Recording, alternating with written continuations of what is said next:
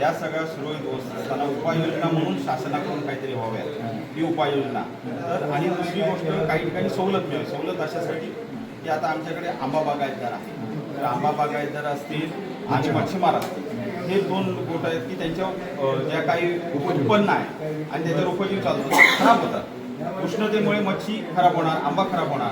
तर त्यांच्या ज्या गाड्या आहेत, माल जाणाऱ्या ज्या गाड्या आहेत, योग्य बाजारपेठ पोहोचण्यासाठी त्यांच्या ज्या गाड्यांना डिझेल पेट्रोल लागणार आहे ते लगेच मिळावं, ही विनंती आहे. दुसरी गोष्ट, ह्याच्यात एक गोष्ट आहे की ॲम्ब्युलन्सला तर देतच असाल, पण आजारी पेशंट एखादा असेल तर त्याला समजा दिसत असेल की पावती कोणी दाखवली आजारी वगैरे आहे म्हणून, तर त्याला पेट्रोल द्यायला लावा, इमर्जन्सीमध्ये पेट्रोल द्यायला लावा.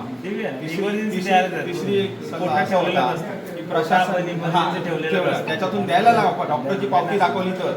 हा, दुसरा एक असा विषय होता पत्रकारांना की साहेब या सगळ्या ह्याच्यामध्ये आज दाखल्यांसाठी काय होतं, तलाठी कार्यालयात गेलं तलाठी उपलब्ध मिळत नाही. ग्रामीण भागात ही ग्रामस्थांच्या तक्रारी आहेत.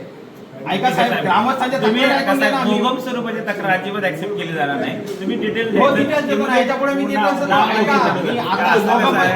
स्वरूपाची तक्रार ऐका, मी लेखी रिसर देतो. ऐकून घ्या, तुम्ही ऐकून नाही, असं तुमचं गैरसमज आहे. रांगा लागले त्याचा अर्थ पेट्रोल आहे, लक्षात घ्या. पेट्रोलच नाहीये.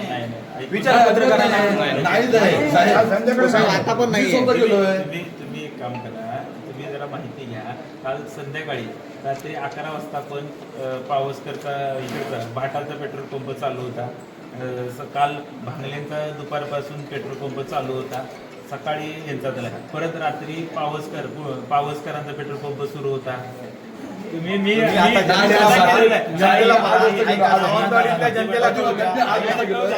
पंपावर पेट्रोल तुम्ही गेलात का सांगा. मी बरोबर ना. सर्वसामान्य जनतेकडे बचत आणि मंत्र्यांच्या ताब्यात 4 गाड्या, म्हणजे बिचारायला टू व्हीलरला सुद्धा पेट्रोल नाही आणि मंत्र्यांना मात्र 4 गाड्यांना डिझेल पेट्रोलला पैसे आहेत.